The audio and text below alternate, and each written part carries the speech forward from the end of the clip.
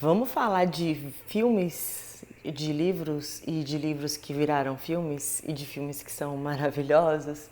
E eu confesso que assim, eu revi o filme que eu quero apresentar para vocês e eu ainda estou um pouco mexida, eu estou bem impactada por ele. É um filme muito bom, é um filme muito forte, né? E assim, eu tenho uma curiosidade sobre a história com esse livro que virou filme, porque eu me lembro que assim, no ano que ele saiu, eu me lembro que assim, ele ganhou, foi premiado, ganhou o Pulitzer, ele foi considerado o melhor livro do ano, né?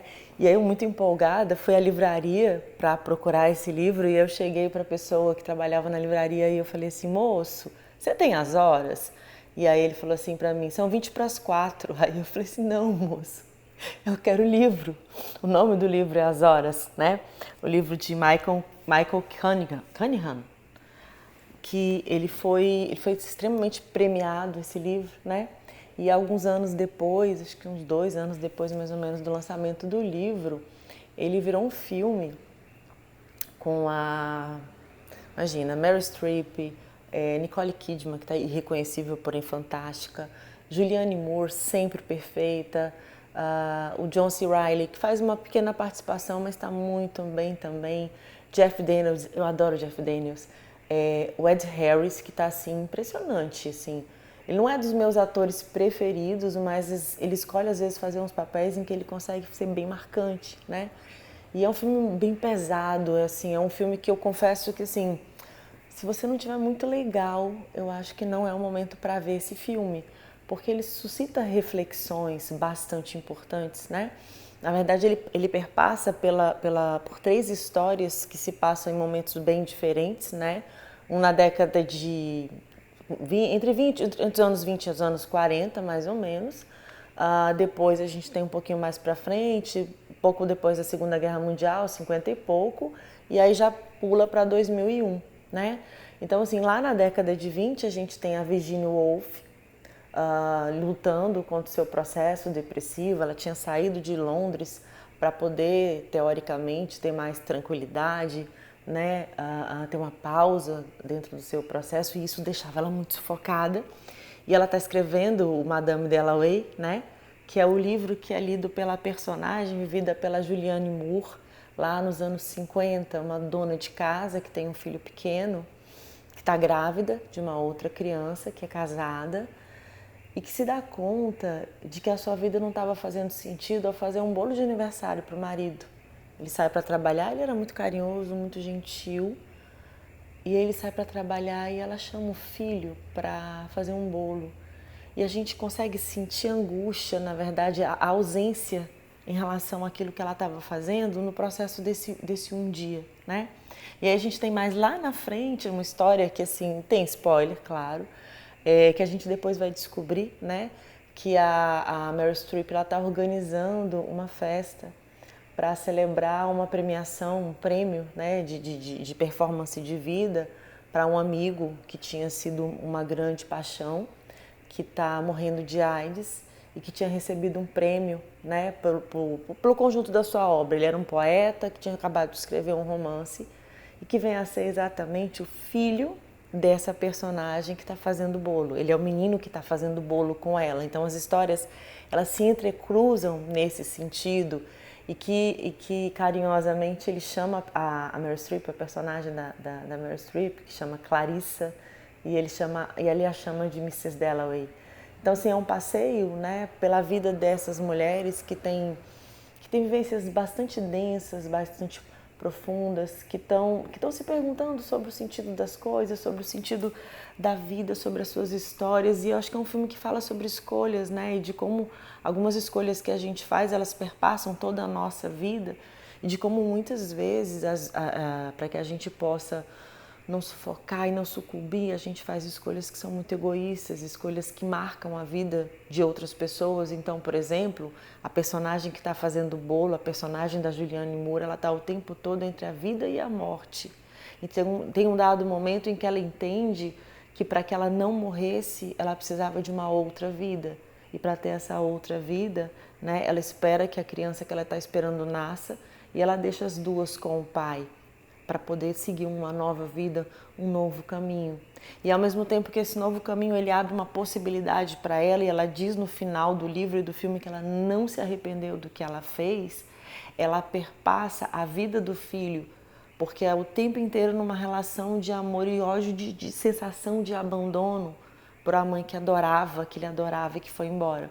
E é muito interessante porque quando ela ainda está titubeando, sem saber se ela vai, muito na dúvida se ela tira a própria vida, o marido resolve contar para o filho a história do relacionamento deles. E ele não consegue perceber o quanto aquela história era desconfortável para ele, porque ele diz assim: quando eu estava na guerra, uma das coisas que me deu força foi lembrar de uma menina que estava na escola, uma menina meio frágil, meio estranha, uma menina que quase não falava, que estava muito sozinha sempre. E pensando nela, eu pensei, eu vou dar isso aqui para ela, uma casa, uma família, uma história. E aí a gente percebe a angústia dela diante disso, porque assim, a sensação que a gente tem, pelo menos, é que apesar dele amá-la muito, dele ser muito legal com ela, como ela não deu conta de fazer outra coisa, de escolher o próprio caminho, ela estava muito fechada em si mesma, ela aceitou se casar com ele, porque talvez fosse o esperado, né? Porque talvez ele tivesse pedido, porque talvez ela não acreditasse que ela fosse se casar com outra pessoa, e porque talvez ela acreditasse que ela devesse se casar com alguém. Mas você vê que aquela história gera angústia, ele lembra ela de algo que ela não fazia a menor questão de se lembrar, né? Então é um percurso por personagens que foram muito sofridos, que viveram histórias de amor, mas ao mesmo tempo a gente fica muito claro o cuidado que a gente tem que ter, né, em relação a um amor que aprisiona.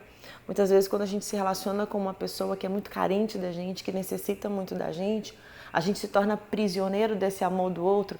Eu sei que a frase célebre, né, do Saint-Exupéry em Pequeno Príncipe é tu serás eternamente responsável por aquilo que cativas, e eu fico pensando no peso dessa responsabilidade, né? Porque eu cativei no momento, mas às vezes a minha vida mudou, meu sentido mudou, meu desejo mudou, meu olhar mudou, minha necessidade mudou, e eu não sei se eu quero continuar repetidamente responsável por isso. E aí tem duas citaçõezinhas aqui, aproveitando, né, o livro, que eu entendo que são fortes, mas que eu acho que são tão interessantes, tão profundas e promovem tantas reflexões.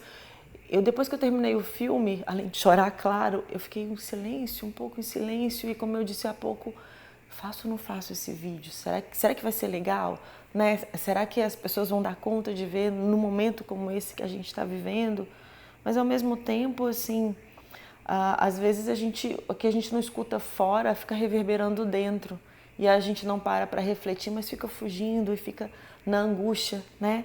E aí no começo do livro tem uma citação da própria Virginia Woolf, quando ela diz: não tenho tempo para descrever meus planos. Eu deveria falar muito sobre as horas e o que descobri, como escavo lindas cavernas por trás das personagens.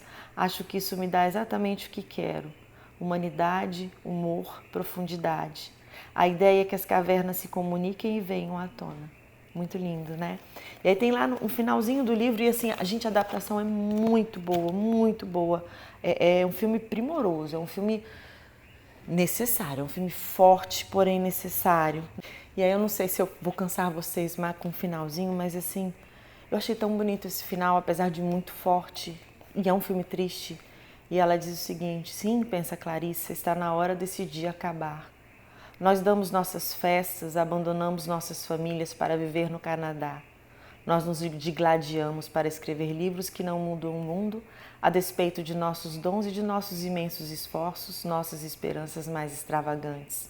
Vivemos nossas vidas, fazemos nossas coisas, depois dormimos. É simples assim, comum assim.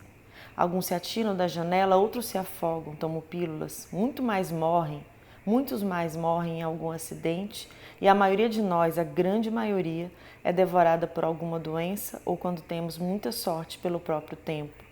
Existe apenas isso como consolo. Uma hora, em um momento ou outro, quando apesar dos pesares todos, a vida parece explodir e nos dar o que havíamos imaginado, ainda que qualquer um, exceto as crianças e talvez até elas, saiba que a esse seguir-se-ão, inevitavelmente muitas outras horas, bem mais penosas e difíceis. Mesmo assim, gostamos da cidade, da manhã e torcemos, como não fazemos por nenhuma outra coisa, para que haja mais. E aí tem algumas passagens do filme que ela deixa isso muito claro. Nós precisamos continuar vivendo, nós precisamos continuar existindo, nós precisamos lidar com as coisas. E aí tem uma cena que ela diz que um dia ela acordou com uma sensação de possibilidade. E aí ela disse, eu acho que esse vai ser o começo, o caminho da felicidade. E depois ela diz, aí eu descobri, a personagem da Meryl Streep, a Clarissa fala isso, depois eu descobri que aquilo já era a felicidade. Então é óbvio, é natural, né? A gente está vivendo situações difíceis, a gente está vendo pessoas morrer, a gente perdeu pessoas, mas muitas vezes o que vai nos segurar, o que nos vai dar suporte são essas horas. Que quando a gente não está bem, quando a gente está deprimido mesmo, né? E a gente vê claramente personagens que estão deprimidos no filme e que a gente vê que depressão, gente, não é uma tristeza qualquer, não é uma falta de energia, uma falta de vontade. A depressão é quando você tem uma ausência repleta de vontade de existir. É quando até aquelas coisas que são interessantes e que são legais e aquelas pessoas com quem você gosta de conviver, elas te soam pesadas e te soam tristes, né? Isso é depressão. O que a gente está vivendo agora são momentos em que às vezes a gente se esmorece, sim, a gente fraqueja, a gente questiona, a gente pergunta, mas a gente tem... E aí, nesse caso de uma pessoa que está muito ruim, o dia é uma sucessão de horas intermináveis e repetidas. Mas quando a gente consegue enxergar a perspectiva, a gente vê o contrário. Existem inúmeras milhões de pequenos momentos e segundos e horas no nosso dia a dia que às vezes nos servem de acalanto. É um filme maravilhoso que a gente teve a oportunidade de assistir. É o nosso filho que fala alguma coisa que nos tira. Às vezes a gente fica tão fechada num problema e numa questão e vem alguma coisa, e vem a vida que chama a gente de volta. E que a gente entende que tem muita coisa envolvida, tem muitas possibilidades e muitas perspectivas. Então, assim, esse livro é maravilhoso, o filme é incrível, mas eu reconheço que é um filme forte, um filme pesado, um filme profundo e que eu acho que, assim, se você está reflexiva sobre algumas coisas, vai ser legal você ver esse filme. Se você não estiver muito legal, se você estiver mais para baixo, talvez não seja o momento, né? Eu não acho que a gente tem que ficar vendo televisão o tempo todo. Eu sempre faço os meus vídeos sobre filme nos finais de semana, porque eu acho que a gente precisa ter a rotina, né? Então, assim, se você não tá legal, às vezes vê um filme bobo, um filme de humor, um filme alegre, né? Um filme que faça com que você não pense em absolutamente nada. Uma brincadeira inocente, uma conversa agradável, né? O trocar figurinhas, isso é muito saudável, isso é muito importante. E isso não quer dizer que nós estejamos sendo negligentes ou pouco empáticos com aquilo que está à nossa volta, mas quer dizer que todos nós precisamos de, em algum momento, para um respiro, para um alívio diante de tantas coisas que a gente vem vendo acontecer. Então, minha dica de hoje é o filme primoroso As Horas e o livro também, As Horas.